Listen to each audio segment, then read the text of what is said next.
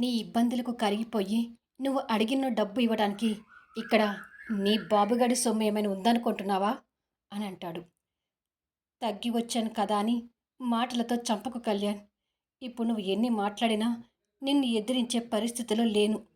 నా బాధలు చెప్పుకొని నిన్ను డబ్బు అడగటానికి వచ్చాను కానీ నీతో వాదించటానికి రాలేదు అని చెప్తుండగా, ఇక్కడ నీ బాధలు వినటానికి తీరిగ్గా కూర్చొని ఎవరూ లేరు అంటాడు కోపంగా వాయిస్ పెంచుతూ.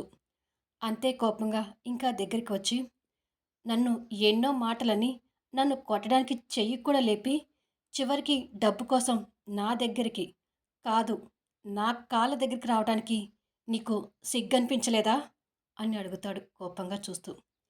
ఎన్ని మాటలైనా భరించి డబ్బు తీసుకెళ్లాలని ఉద్దేశంతో మైథిలి మౌనంగా ఆ మాటల్ని భరిస్తూ నిలబడిపోతుంది. డబ్బుతో బలిసి కొట్టుకుంటున్నావని ఇంత గొంతు వేసుకుని నా మీద అరిచావు కదా, మరి ఇప్పుడేమో మారు మాట్లాడకుండా ఉండిపోయావేంటి అని పొగరుగా అడుగుతాడు. మైథిలి ఏమీ మాట్లాడకుండా కన్నీళ్లు పెట్టుకుంటూ అంతే ఉండిపోతుంది. దాంతో తనకు డబ్బు చాలా అవసరమని గ్రహిస్తుంటాడు. కళ్యాణ్కి ఇక తను పూర్తిగా చిక్కుకుంటుందని అర్థమై తనకు దగ్గరగా వచ్చి తన 2 షోల్డర్స్ మీద చేతులు వేసి, 30 లక్షలు కాదు మైథిలి, 1,00,00,000 ఇస్తాను. బదులుగా నీ తనుని నాకు అమ్మేసేయ్. నువ్వు ఒప్పుకుంటే వెంటనే అగ్రిమెంట్ చేసుకుందాం అంటాడు. మరి మైథిలి దీనికి ఒప్పుకుంటుందా లేదా అనేది ఫుల్ వీడియోలో చూడండి.